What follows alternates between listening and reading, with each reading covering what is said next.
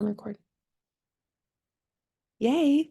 Okay, guys, I'm Brittany. I'm not gonna do a big intro. Like, I want to jump in because it is 8:17 and we're getting out of here by 8:45. So, the chapter we're going over is power number 2, which is connection. Now, I'm gonna let you in on Brittany brain for just a minute, guys. When I read chapters, especially with a bunch of pages and not a lot of words, my brain gets really jumbled because there's like lists of lists. He's like, here's 6 things to know on this. And in one of those things, he's like, here's 5 things to do for this. And so I just want to let y'all know that what I did on this chapter is I went back, I did the 3,000-foot view, and I was like, okay, what 6 things are we focused on? Like, what 5 things is he doing in this part? And so I just encourage you that as you're diving into these, really be like a student of these readings. And if you are the brain that needs to go and jot like a quick outline just so you kind of can see those big lists, then really do it. Okay. Take the 5 minutes it takes to do that. So I'm going to give y'all a quick 30,000-foot view real quick for the connection practices. Here's the 6. It's recognizing the value of connecting with people. Number 2 is value people and let them know it. Number 3 is add value to people every day. Number 4 is walk slowly through the crowd. Number 5 is ask questions and listen well. And number 6 is discover and develop your connection strength. Now, within all of those numbers, he gives us some of these other lists. And so what I'd like to do, if it's cool with y'all, instead of just opening it up and us talking about everything at once, again, my brain loves like little chunks of information, little sections. And so what I'd love to do is open up discussions for connection practices 1, 2, and 3 only. Okay, so I'd like to just get y'all's takeaways from the recognizing the value of connecting with people, value people and let them know it, and adding value to people every day. So now let's open it up just for those 3. I promised myself I was not going to be the first one to talk, but you took me to the one thing that I really loved about this chapter. You become a 3-star diamond, you get to go to this like basically mini convention for all the other 3-star diamonds. And we got to sit there with Dr. Henry Cloud, and he is one of the smartest individuals. He speaks like a therapist. He's a Christian to his core. Like I could just listen to him all day. Anyway, he looked at us and he said, "You are a part of the best industry that there is, because the more you serve people, the more the more you'll get paid." He said, "Connection doesn't always equal dollar signs, but in your industry, it does." And I was like, "Whoa, like that is way cool." And so when I read on page 50, he was like, "The people who make the biggest difference in your life are not the ones with the most money, most credentials, most awards, but the people who have connected with you. But you guys, you actually get paid when you are better at serving and connecting people. Whether it can not even be a thought that you had. You could just be connecting and loving on people because that's what Jesus told you to do. Awesome. But like, you get paid for that." So anyway, I love that. That's all I have.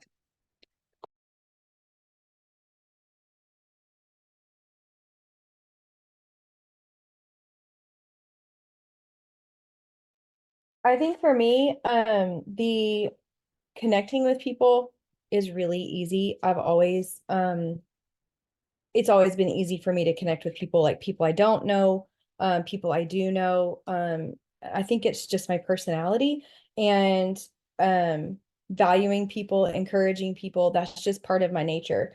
What's hard for me, I guess, in terms of like adding value to people every day is whenever I think of that, like I see all you guys that are so good at just finding little ways to post something that adds value. And that's like, I probably overthink it, but that's something that I feel like is more difficult for me. And maybe I'm doing it and I just am not recognizing it. I don't know. Well, and I think you kind of hit the nail on the head about overthinking it, because what I found with people in terms of adding value is you underappreciate things that are helpful to you in your life that you think everyone knows about. So for example, if you're just like living your day-to-day life and you're realizing you're using the same thing in your kitchen, the same kitchen appliance every single day, like, have you ever shared about that? Have you ever just been like I'm thinking of Jordan's vegetable chopper, and like I know she posts about that, but that's something that is she uses it every day. Is it important to her? Is it cool? Is it interesting? Is it like super fancy? No, but she is connecting with other moms in her phase of life. And so I think what you should think about is, what phase of life are you in? Your girls are older. What are some of the day-to-day things that you see yourself either using a lot or doing a lot? How are you interacting with your girls? In my mind, teenage girls, I'm like, oh my gosh, like how does that work? So I see that already where I'm like, oh my gosh, do you have some value to add there on like y'all's relationship or just kind of how you're navigating that? What are you good at? What do you just enjoy? What could you talk to someone about for more than 10 minutes without stopping? That's what you should go add value about. And Jordan literally could talk about a vegetable chopper for probably 10 minutes. So, um, yeah, I'm trying to see. I wrote down for, you can educate, you can entertain, and entertain through humor or through, I don't know, other things. I also like to think that empowering people is a way to add value. And I added this one too. It doesn't start with an E, but I added intertwine. And what I mean by that, because it kind of fits together, is one way to add value to others is to connect them with other people who they need like their information or they get along well with one another. So for example, if you see someone posting about a struggle and you're like, I know nothing about that, but I know my friend who lives in California was just posting about that. I have got to send her profile and be like, you have to follow her, girl. She is so good at navigating this and you are going to love her. I can't tell you how many times just that act of connecting two people with similar stories, that is adding value to honestly both of them. You're empowering that one person that they now have a resource, and the person you're kind of referring them to, you're adding value to them because they're seeing, wow, I'm like going to be able to help another person. And so that's a thought too. And it's kind of more behind the scenes. That's not something you're like posting about per se, but that's a good way to add value to both parties, really.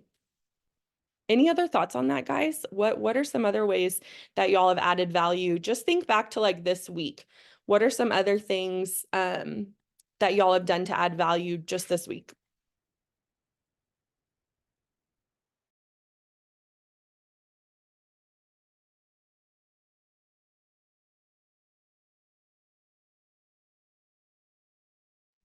Is that a real question? Are we supposed to answer that? Oh, okay. So I feel like we've traveled a lot with kids, like on planes. I mean, I don't even know how many times a year, like how many flights Daxton's been on. He has his own rapid rewards number. Um, and a new connection that like I feel like I like her. And so like I'm trying to like become her friend. But she posted asking for tips on flying. So I was like, sent her probably too much information, but it was like a novel. It was a ton of stuff. But like she seemed like she appreciated it. And So good. And Haven wrote in the comments, she said, reaching out to someone that seems down, checking in on them and seeing how I can pray for them.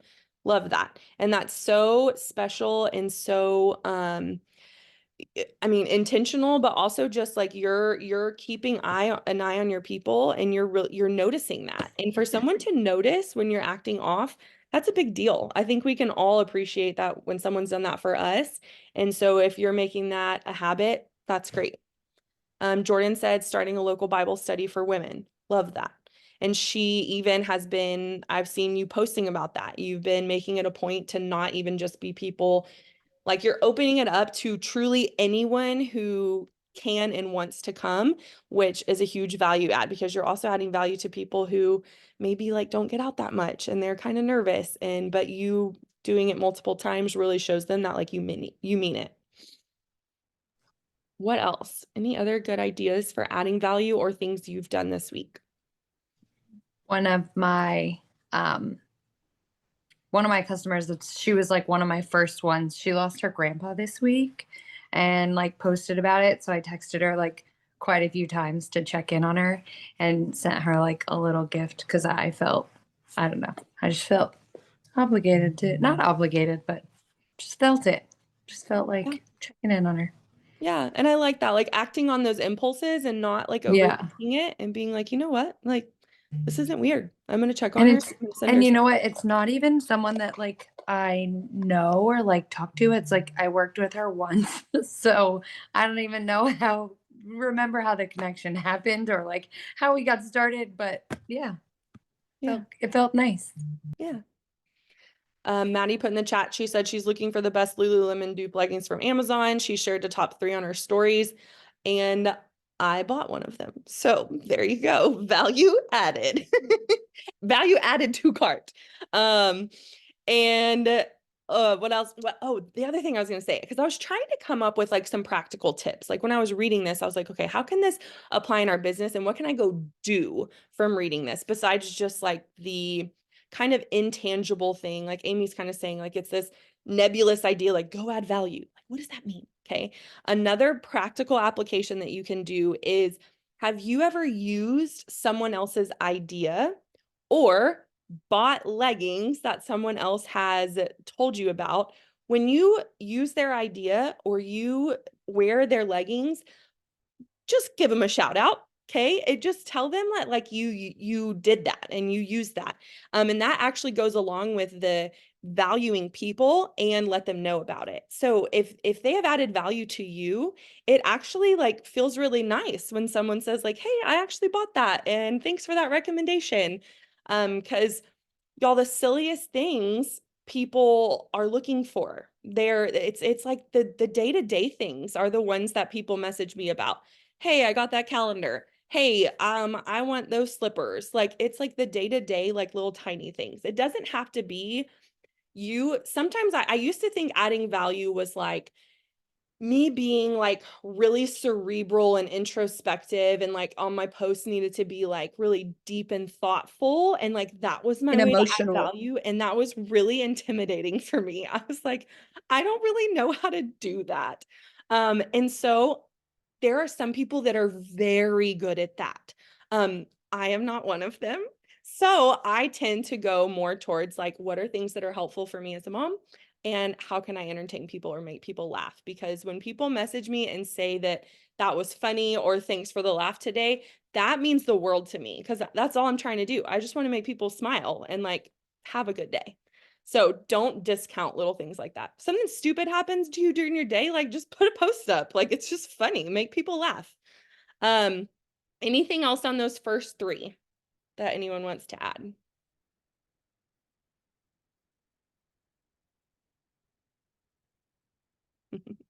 The only thing I'm going to add is on number 2, if y'all have not watched Simon Sinek's video on It Starts With Why, or I will send it to our threads.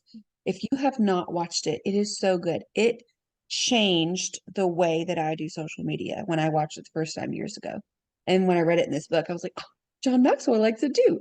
Yeah. This is good. It's like validation. So anyway, I'll send Yeah, that to y'all. please send that. I haven't heard of that. Oh yeah, and I kind of skipped the people principles at the beginning because I was like, I feel like this is just a shout out for his other book. So like just go read that other book. It's good. Okay, let's go to numbers 4, 5, and 6. So I have some notes on these, but again, I want to open it up to y'all. What stuck out to you? What you underline in your book? Or what made you have that little aha moment with the walk slowly through the crowd, asking questions and listening well, and discover and develop your connection strengths. Those are the 3 we're talking about now. It kind of starts around page 52, I believe.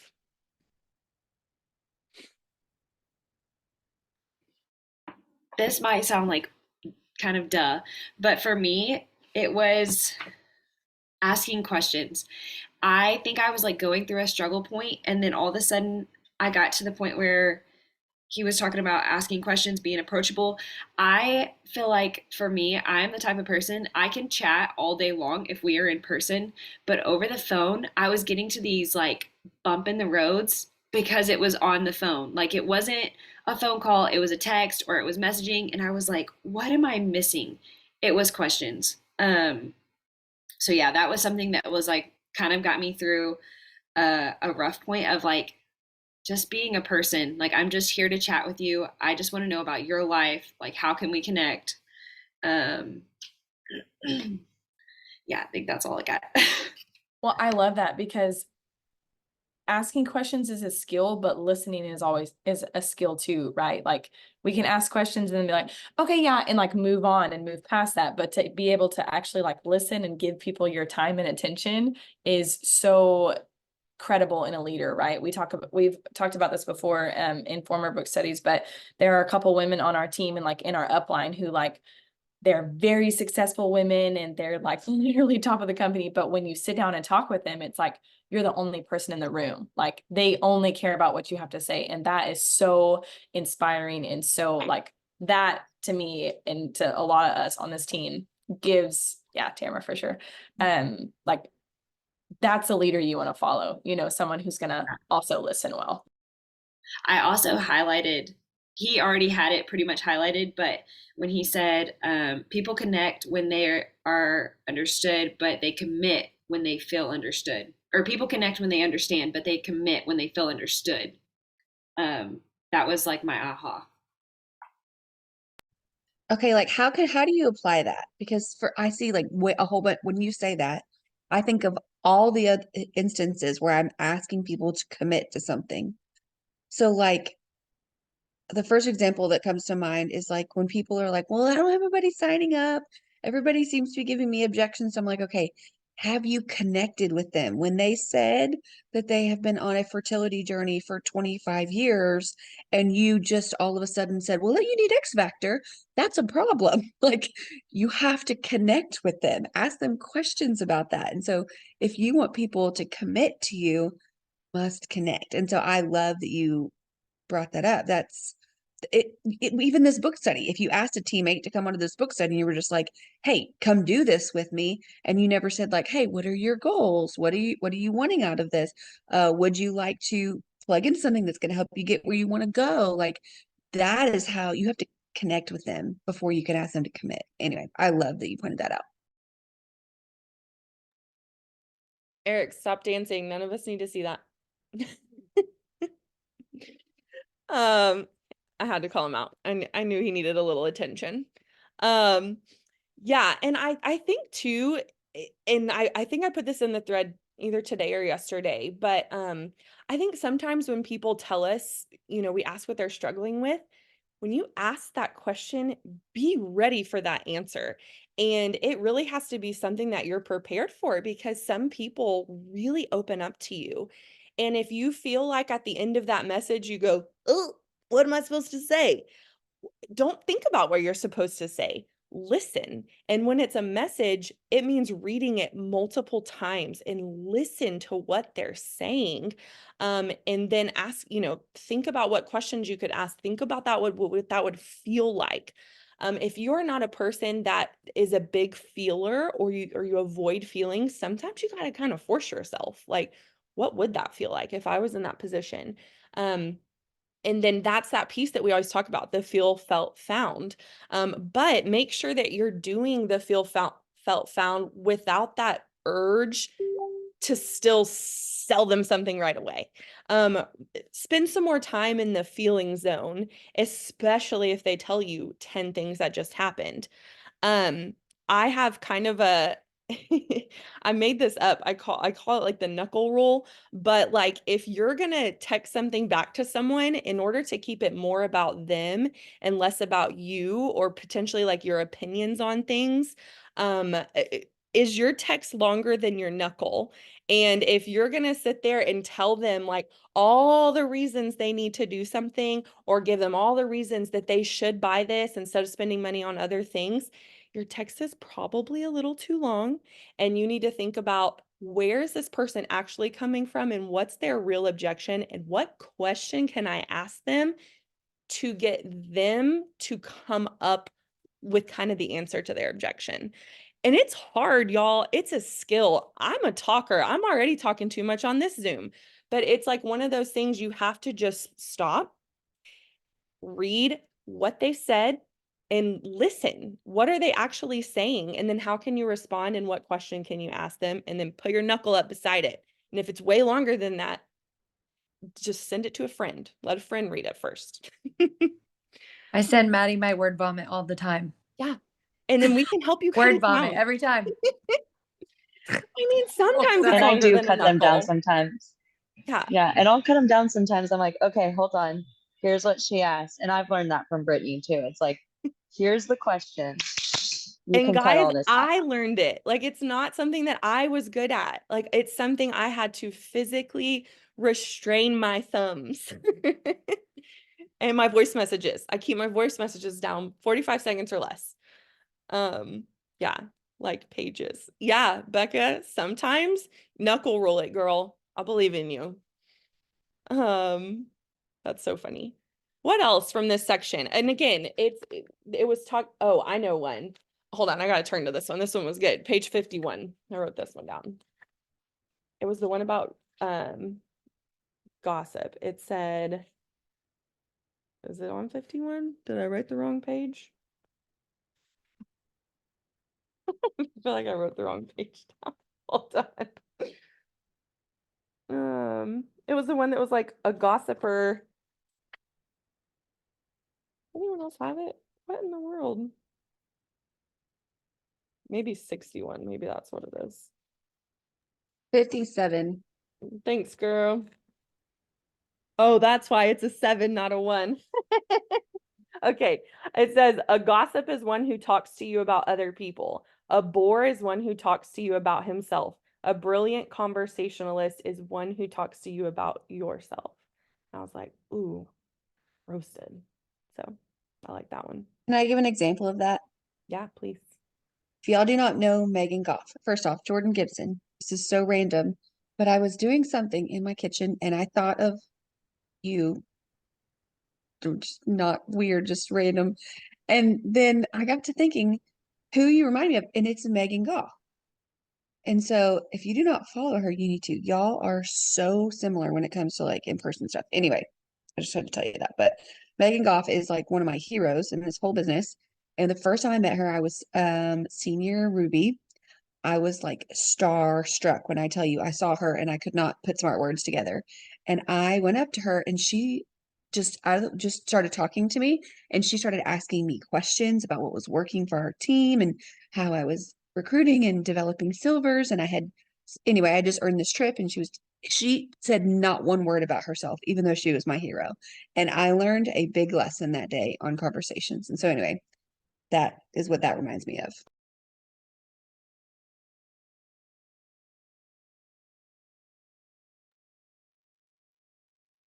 One thing I wrote down in the margins on the next page, because it was talking about what network marketers do, and number 1 was show respect.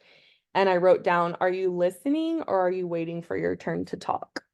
Because if you've ever had that voice in your head, like when they start talking and you're like, oh, it's hard, y'all. Quiet that ish down and focus in on that person in front of you. What else? ¿Qué más? 841. See what else I wrote down.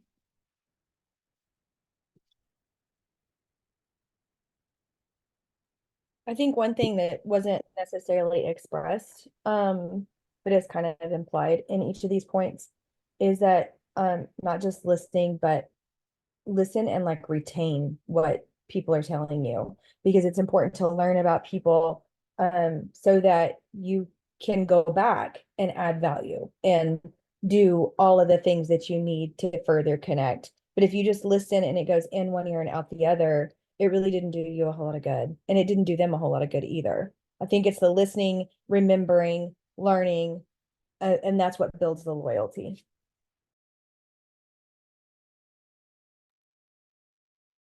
I love that. Yeah, same. Jordan said, I'm bad at that. I started taking notes on every phone call. Super true. If you have squirrel brain, it's real. It's not that you don't care about that person, but that means that you are also responsible for figuring out a way to still remember. So if that's your natural personality, don't use that as an excuse, but find a way around that so that you're really remembering, just like Amy said. So good. Okay, the last section, it's the 7 motivations of people. And truth be told, when I read this, I was like, I'm so like, why is this in this chapter? Like, we're talking about connections, it's talking about the 7 motivations of people.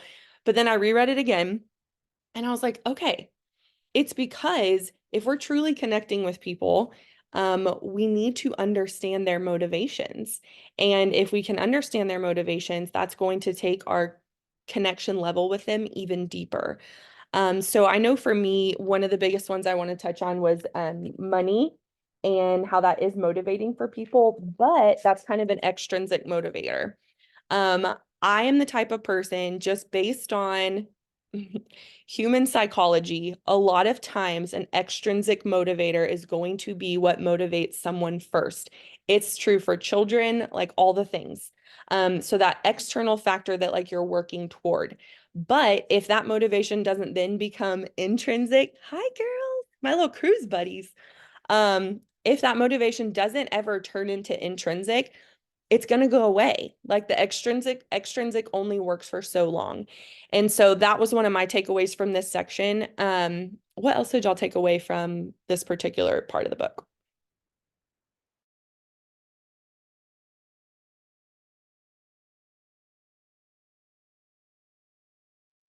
So number 5, the mastery part, the wing it instead of work at it. When he said that was the early temptation, I very much understand that. I'm the queen of wing it, but you can't do that with this, because as you grow, your role changes, obviously, and the wing it doesn't work. It just doesn't work. Like, you have to do this. So that part, I read it and reread it and I was like, okay, I hear you. I love the quote at the end of the mastery. He says, your network marketing organization has no high achievers who love average. And if you know any diamonds, if you know Jordan Roddenberry, nothing she does is average. And that's super inspiring. Mine was from Progress and 4, it's at the top of that same page on 65, because this is something I am, the further you go in your business, or I guess the longer you stay in this, you always feel like you're having to refill your funnel. I don't have anyone new to talk to, like all the excuses. And that's what me and my power partner have been going through lately, is like, we have this like a really good day where we're like, have Zooms with every single girl on our team. And then like the next day we haven't sent one message. It says, don't settle for a good day followed by a string of mediocre days. Make each day your masterpiece. Consistency compounds, exclamation point.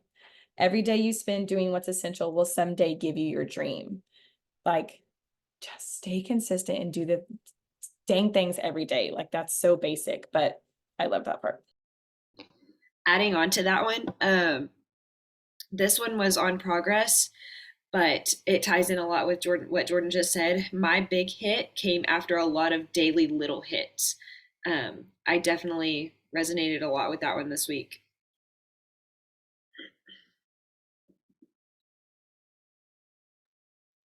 Yeah, for me, under mastery at the very end of that, he says, excellence is not an exception, it's prevailing attitude. And I think it kind of goes along with what Jordan was just saying is, if you have an attitude of excellence, you won't be satisfied with strings of days that are just mediocre. And I don't know, that one hit me really hard. And I think you have to be so mentally tough in this business that it's remembering to have that prevailing attitude that is key.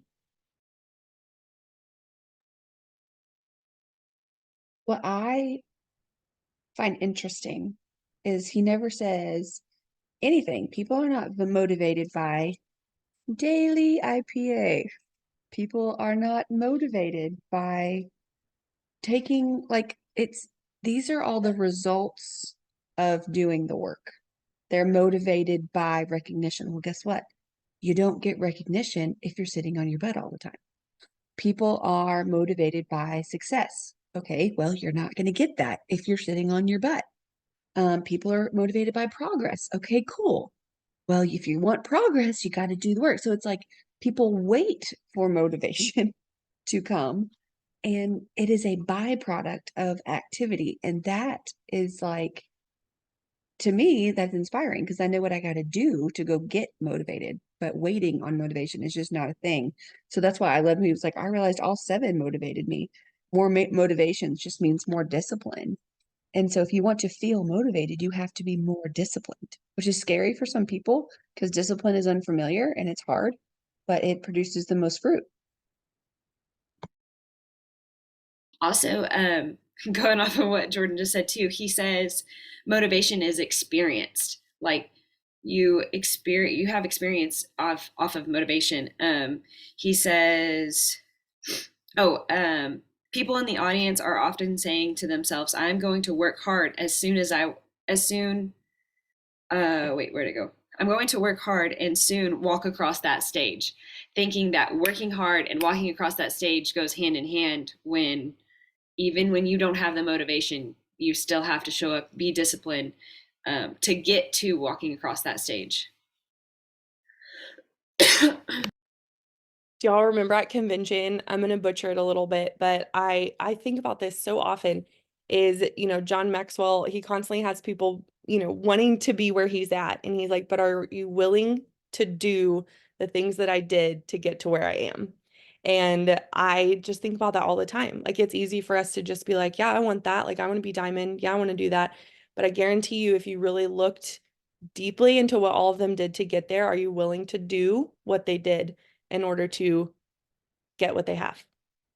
The answer is yes. It is. It is fine. Your family will be intact, I promise. And Everyone yours. wants to do the do, but no one wants to do the did. There you go. Like that. I laughed really hard at that, but then you think about it and you're like, oh, yes, so brilliant. Okay, we got like 1 minute if anyone wants to share any other just burning things that really stuck out to them. It goes so fast, but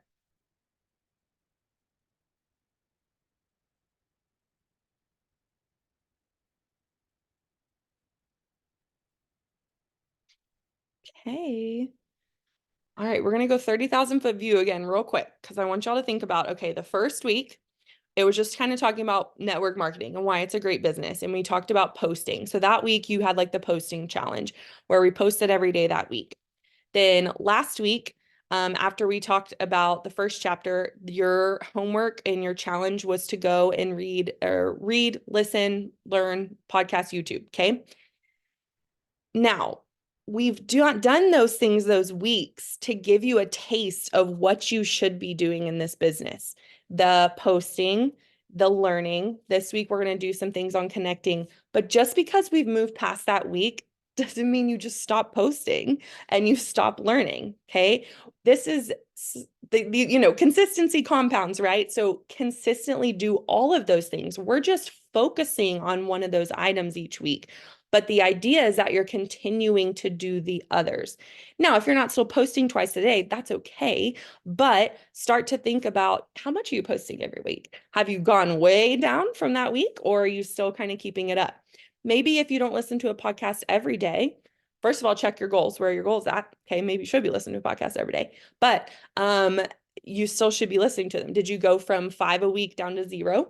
Okay, so this week, your challenge is going to just really be to get curious about other people in your life. Whether it's strangers on Instagram, y'all, it's my favorite. It's my favorite to get into conversations with strangers.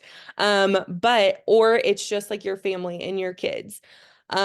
Even your toddlers who are having tantrums, like, why are you feeling this way? Okay, figure out a way to communicate with the crazies too. 3-year-olds, man. Also just be open to how can you solve a problem for someone this week that's not Plexus as the solution. So hold on. I want to challenge y'all this week because the whole like getting curious and doing that's kind of hard to measure. So I want to challenge you to solve at least 2 problems this week for friends that have nothing to do with plexus. Okay. And that's something we're going to share about next week. How can you solve a problem for them? Y'all, I'm sorry, it's about to come full throttle. Okay, I can do this. And then secondly, it's the 21st. Is that right? Okay, so 21st. I want you to look at your monthly goals. And if you didn't write goals at the end of this month, it's okay. You're okay. No one's going to know. But I want you to finish writing your goals for the month. Then I want you to take that into what do I need to do in the next week, the next 7 days? Okay. And I want you to break it down into, okay, if I want to sign 3 more people, okay, that's probably going to look like X number more of reach outs or follow ups. Okay, well, how many a day do I need to average to make that happen?